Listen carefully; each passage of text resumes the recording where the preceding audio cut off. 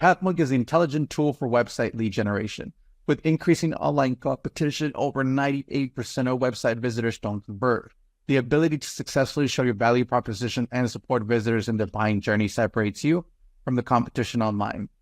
Pathmonk qualifies and converts leads on your website by figuring out where they are in the buying journey and influencing them in key decision moments with relevant micro experiences like case studies, intro videos, and much more.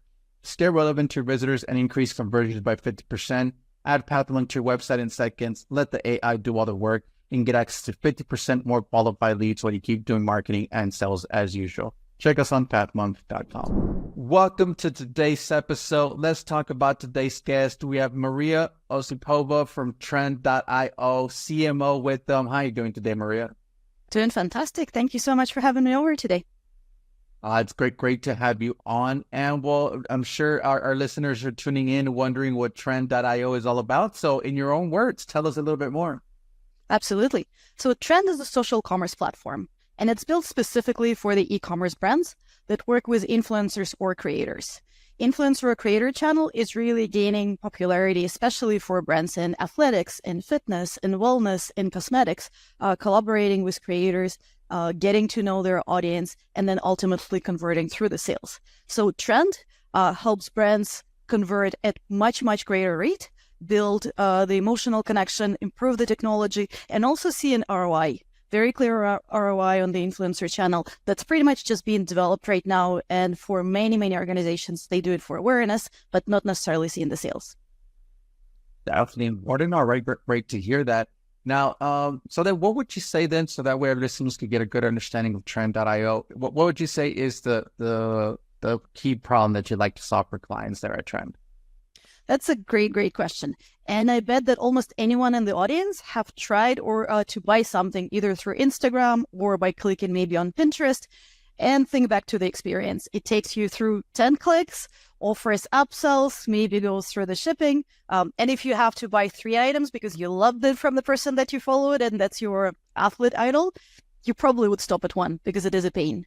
So the brands are still working with creators and they're paying for the content, they're paying for the partnership, and then they're losing sale through the process. Just like you guys optimize the website conversion, what we do is we optimize the conversion of that click to sale process.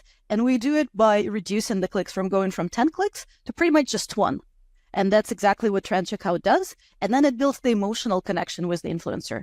Because when you take the person into the unrelated website, from the story, from the reel that they were following, there is no real connection to the creator. They no longer buy it from that person that they follow and trust. What we do is it's a highly personalized, curated cart where all the information from creator is there. So you kind of increase conversion 2 ways. There is a technical part, and then there is the emotional part.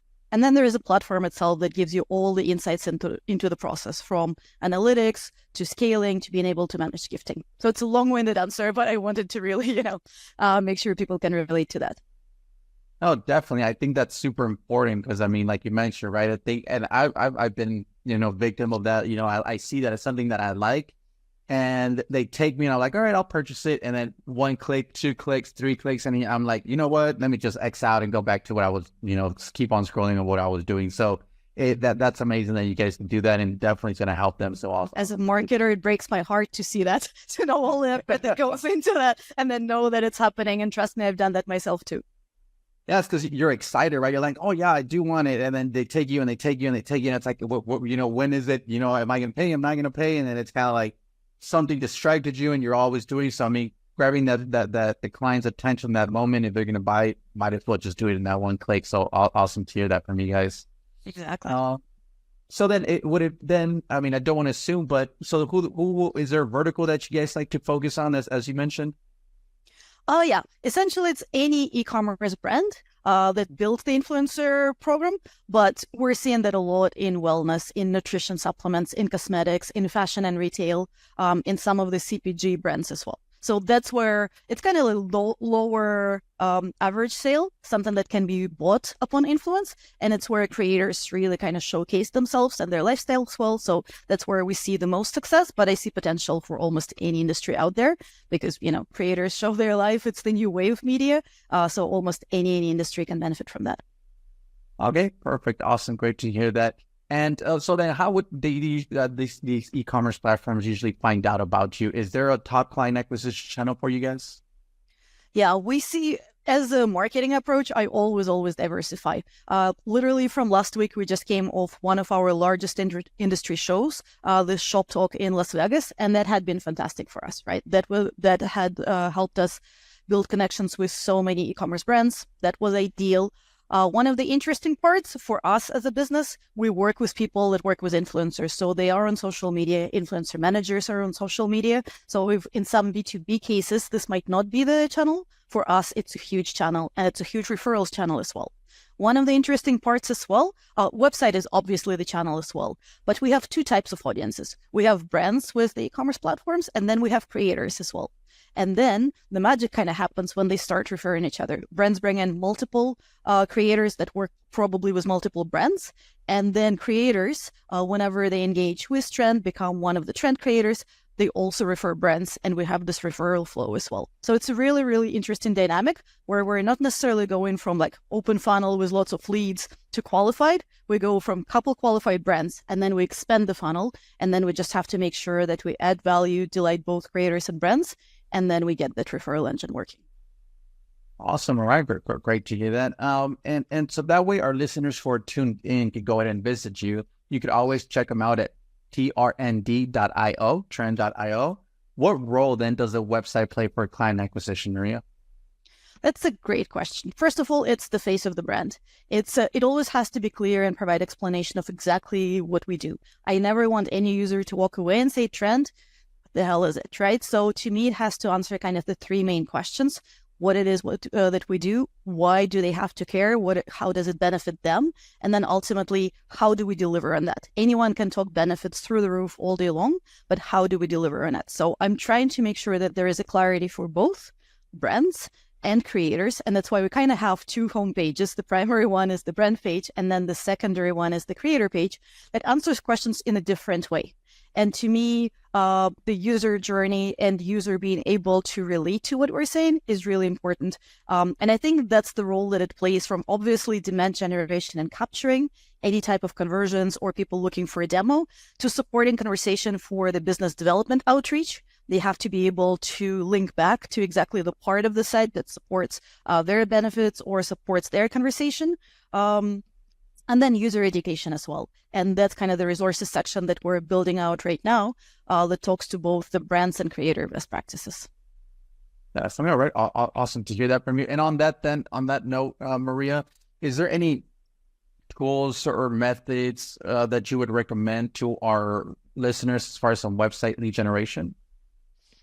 Great question. I think I touched on some of them. Clarity is something that's a pet peeve for so many websites, and also conflicting CTAs, right? So to me, having a single CTA and really understanding what it is you're trying to accomplish with the website. Is it an education part? Is it ultimately conversion? Who are you trying to convert? And making sure that they're placed correctly and intentionally throughout the website. That if someone goes for resources, you're not trying to convert on every, informational blog post. But if someone goes through the homepage, you're very clear at which point and how to engage with your sales team or with your group overall. And then tools like, Hotjar or anything that gives you insights into, did you get it wrong? Are people following the wrong journey? That helps you kind of answer that theory is really, really helpful. Awesome. All right. Great to hear that. Thanks for sharing that with us. And let's jump let's switch gears a little bit, Maria, and let's talk about you as a leader, you being the CMO there for Trend.io. What are some key tasks you like to focus on your day-to-day work? That's a great question. And Trend.io, we are still within kind of this high growth startup mode. And whenever I lead the team within the type of environment, I try to focus on kind of three major things. One is within the team and within the company, make sure that the goals and strategy for everyone on the team is crystal clear. So whether it's a yearly cadence, a quarterly cadence, a weekly meeting cadence, we are clear on the priorities and we're working on the right things. On the second part is, as a leader, what can I do to help my team remove any of the obstacles to achieve our goals, either from intra-department perspective or just from overall kind of either strategy or execution perspective. Anything that I can do as a leader to make the connections within the company, identify any type of miscommunications, that is my goal. And when I go into the meetings, that's kind of my mindset. How can I make sure that I'm the person that removes any types of blockers? And then the third part is, how do I make sure that my team has is enabled to achieve the projects or to achieve the goals that we have? And how can I plug any of the gaps within the team? And being within a startup environment, I do not have a 30 people acquisition team, 10 people on demand gen, operations, content. Having experience across all of those areas, be it operations, be it demand gen or content, I'm able to become kind of like a plug to the parts of the process that's missing so that my team can focus on what they do best. And I find that depending on where we are, either in our kind of seasonal part, we just went from the show, right? Like I can focus on the demand generation and follow up in some ways. Or we have a huge content project, someone's focusing on this big, huge white paper delivery, but maybe some of the best practice articles are missing. So that's what I'm trying to identify to make sure that we cover all of the gaps and focus on the priorities. And I'm able to be like either blocker remover or an enabler for the team. And that's, I think, from the marketing team perspective. And then there is obviously the executive leadership perspective as well that I do day to day with the team. That sounds like you have a full plate there on your hands, Maria. So in that time when you're doing all this, how do you stay up to date then with all the marketing for all of those marketing strategies out there? Is there a preferred channel that you like to go with? That's an awesome question. And right now we are bombarded with the information. So I'm pretty ruthless at curating my LinkedIn feed. And I do follow people that I highly respect and I search some of their posts. So I'm kind of lucky with that. The second part is podcasts. So I was really excited about this opportunity as well. I tried to diversify them. At some point, I started almost feeling like burnout from the repetitive marketing thing. So I tried to make sure some of it is wellness, some of that is influencers, some of that is just general storytelling and things. So I try to make sure that that's the source of diversified information and creativity. And the last thing, and I would highly recommend it to anyone, is having opportunities to teach. And whenever I dive into the topic, I always find that if I have to teach something, I also have to go back, find some of the factual information, confirm some of my knowledge and biases. And AI was a great example where I actually contributed to an AI in marketing leadership course and uncovered so much because I think what I was trying to teach, no one actually really knew. So I could look at it from the marketing strategy perspective. But this ability to teach or deliver presentations is also highly focused activity and moves you forward way more than just a quick reading through like a tweet or, a quick LinkedIn post. Definitely. All right. Awesome. Thank you so much for sharing that with us, Maria.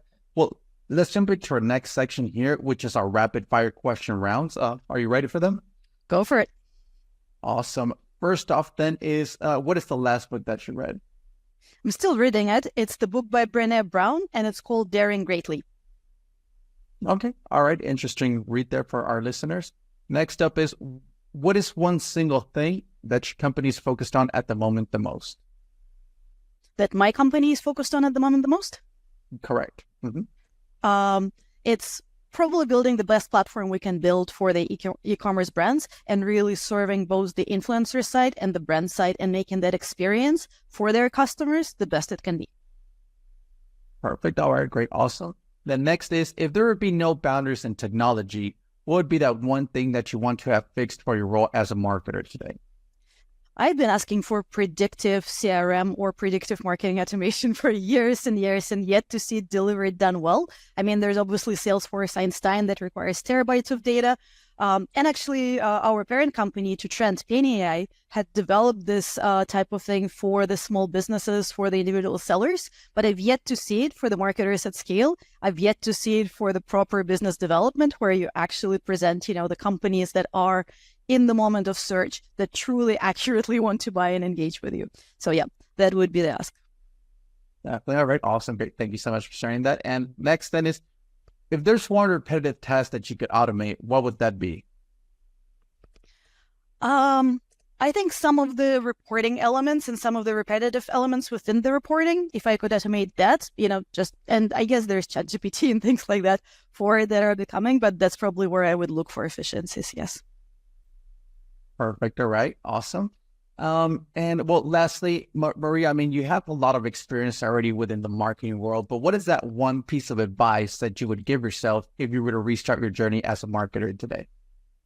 You actually made me think with that question. That's a great one. And when I kind of looked back at myself, what I thought would be that in every challenge, there is always an opportunity. And rather than being upset about it, worked up, or fighting the challenge, how can I find that opportunity in challenges? And I think going through some of the industry downturns and things within the last 2 years, we all probably have faced it in one way or another. And again, for the company like ours, strength came out of some of the industry challenges that were with Penny. Any type of my best career moves came out of some of the challenges that, I experienced at a company. So if I were to tell myself, looking back, I really deeply care about marketing. I deeply care about the companies I work for. And whenever there are challenges, I find, I'm upset, I'm stressed, I'm trying to find them. What do they tell me? What do they teach me? How do I get excited about the opportunity that's presented? I think I would be much less stressed, much happier, and maybe much more successful in some ways as well. So I think that's kind of the lesson that I'd like to bring up. Right. Awesome to hear that. And well, Maria, it's been a pleasure to have you on today's episode. But before we end, I do want to give you the last word. If someone forgets everything about the interview today, what is that one thing they should remember about your company? Amazing experience on social. There, you guys heard it. To our listeners, you could always check them out at Trent.io. Creator storefronts made for social. Maria, thank you so much for being on. To our listeners, thank you so much for tuning in. And I'm looking forward to our next episode at Pathmonk Presents. Thanks a lot, Maria. Thank you for an awesome conversation. Fantastic.